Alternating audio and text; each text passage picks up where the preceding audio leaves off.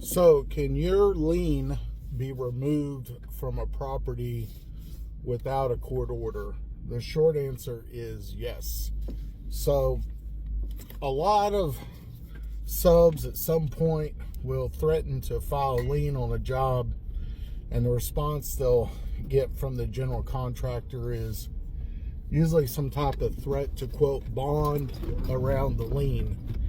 And what that simply means is that your general contractor is willing to buy an insurance policy, a bond, that is going to legally stand in place of your lien down at the courthouse or wherever it's filed in your jurisdiction.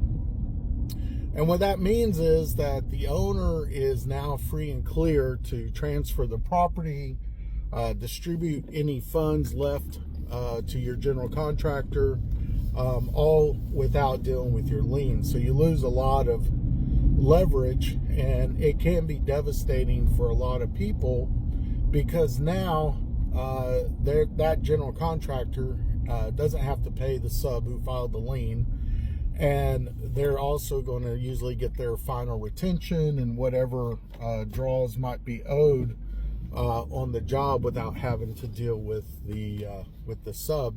This usually typically happens in a dispute of some sort where the general contractor might have the upper hand. That might be because the subcontractor didn't have good documentation, or maybe there legitimately is a question about workmanship issues, et cetera, et cetera.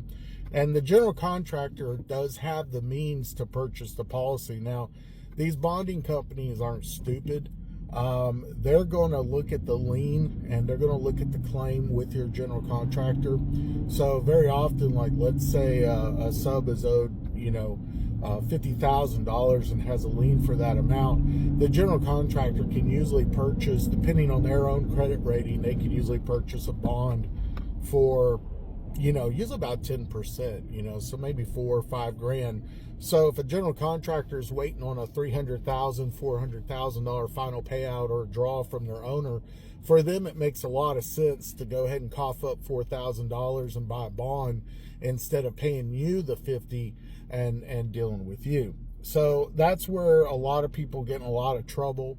The answer to it is don't wait until things get that far if you can avoid it. Once you know you have a problem, if you filed your lien and you can't work through your disputes or your issues with your general contractor, you already need to shorten the cycle and go ahead and start taking positive action. Don't wait, because if they do file that bond, the only way that bond, that insurance policy, will ever pay out is if you file a lawsuit and you actually win and perfect your lien in court. Not prove that the general contractor owes you money, but you got to perfect your lien, which means that you also met all the statutory requirements in your state for that lien to be enforceable.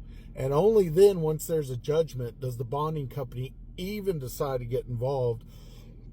Usually they'll give the general contractor a chance to pay it, because if they have to pay out on it, then the general contractor is going to have to pay the insurance company back. So think of it kind of like a bail bond situation where, that bail bondsman is bailing out that defendant out of jail, planning on that defendant showing up. It's not a fee to just get out of jail and go run from the law. So there is a system there to make sure that the bonding company or the bondsman does not end up losing their butt on that. So if your lien has been bonded around, or if that's been threatened, go to collectmyjob.com. I'd be more than happy to take a look and see what we can do for you, see if there's any leverage left.